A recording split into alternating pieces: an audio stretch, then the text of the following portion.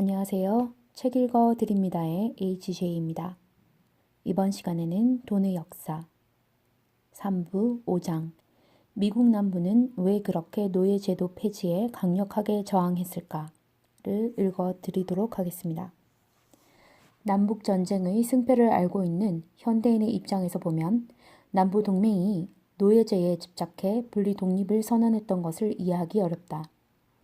노예를 활용하는 강제노동보다는 일용직 근로자들을 고용하는 게 훨씬 이익이 될 것으로 생각되기 때문이다.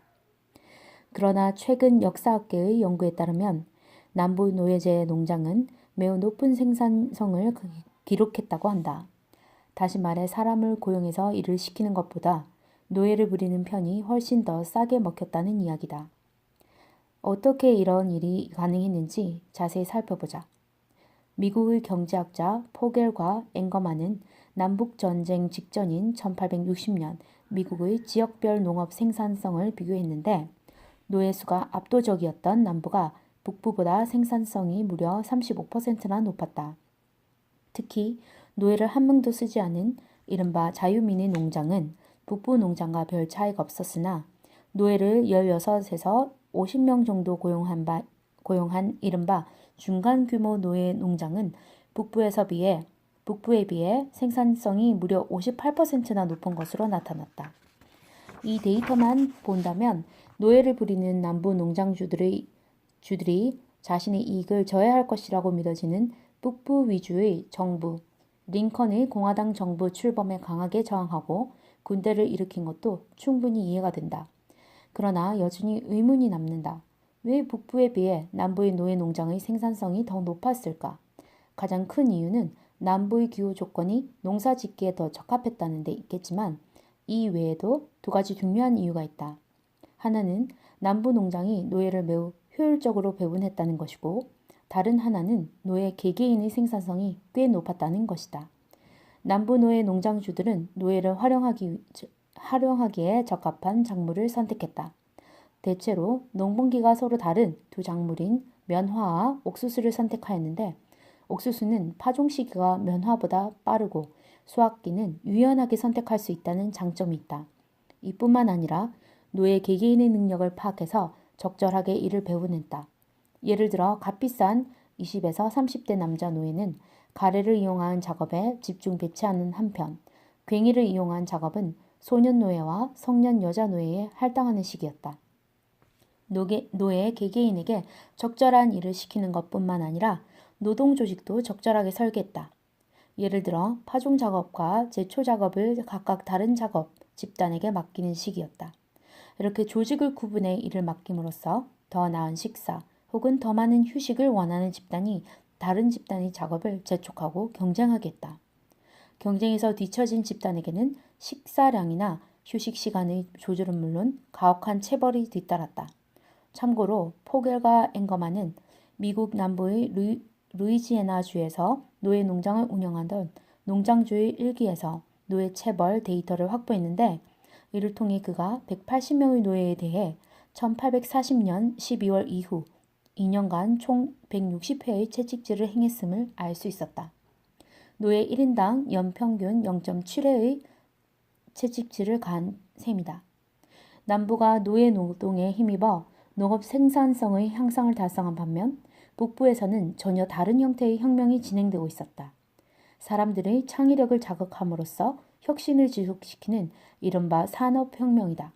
특히 당시 미국 북부의 기업가들은 세계 최고 수준의 총을 만들어내는 위협을 달성했다.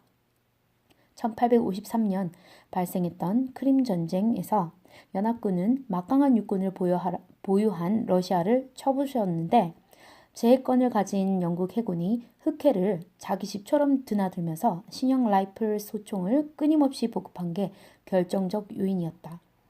러시아군은 구식 머스킷 총을 사용하고 있었는데 머스킷 총은 부싯돌을 장착해 사격하는 재래식 총으로 숙련된 총사는 1분에 2발 내외를 발사할 수 있었다. 그런데 머스킷 총은 총대 안에 강선이 없어서 상대를 살상할 수 있는 유효 사거리가 180m에 불과했다. 그러나 프랑스와 영국 연합군이 보급받은 신식 라이플 총은 강선이 있어서 유효 사거리가 약 900m에 달했다. 또한 머스킷총은 9단계에 달하는 구분 동작이 필요할 정도로 조작이 힘든 반면 신형 라이플총은 표준화된 탄환을 장전하는 것만으로 바로 사격을 가할 수 있다는 이점도 있었다. 그런데 크림 전쟁에 사용된 신형 소총을 제조한 곳이 바로 미국 매사추세츠 주 스프링필드의 미 합중국 조병창과 코네티컷 강 유역의 민간 기업들이었다. 미국 북동부의 제조업자들은 19세기 초반 영국에서 시작된 산업혁명의 성과를 신속하게 받아들였고 1820년에서 1850년에 걸쳐 이른바 미국식 제조 시스템을 개발해냈다.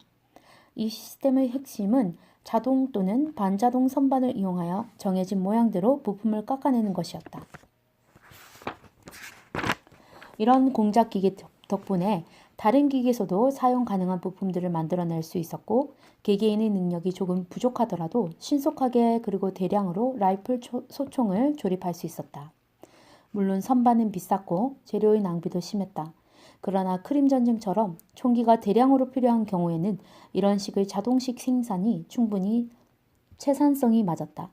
1851년 런던에서 열린 만국박람회는 미국 제조업의 경쟁력을 보여준 역사적 기회가 되었다. 이때 총기 제조업자 셰뮤얼 콜트는 자기 회사의 리볼버 권총을 분해하여 부품들을 뒤섞은 다음 집히는 대로 부품을 모아 다시 권총을 조립하더라도 제대로 발사된다는 것을 보여주었다. 북부의 생산력이 이렇게 높은 수준에 도달한 데다 전쟁 초기 남부 연합이 섬터 요새를 전제 공격하여 중립적 입장을 지키고 있던 에팔레치아 산맥 사람들을 북부 지지로 돌림으로써 팽팽했던 균형이 북부 쪽으로 기울어졌다고 할 수 있다. 참고로 에팔레치아 산맥 사람들은 북부의 양키와 남부의 농장주 모두를 싫어했지만 누군가가 정의롭지 못한 행동을 했을 때 분노하며 떨쳐 일어나는 특성을 지니고 있었다. 그러나 장기적으로 볼 때 에팔레치아 산맥 사람들이 북부의 편을 들지 않았더라도 승패는 이미 갈린 것이나 다름없었다. 북부는 제조업뿐만 아니라 수송 체계에서도 압도적인 우위를 가지고 있었기 때문이다. 1830년 볼티모어 오하이오 철도가 부설되는 등 북부는 거미줄 같은 철도망이 연결되어 있었다.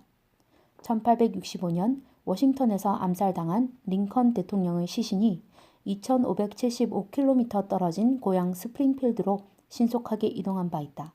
시속 35km의 속도로 2000km가 넘는 장거리를 쉬지 않고 이동할 수 있는 운송수단을 가지고 있는 군대가 전쟁에서 패하기는 쉽지 않은 일 아니겠는가? 산부로부터 얻은 교훈.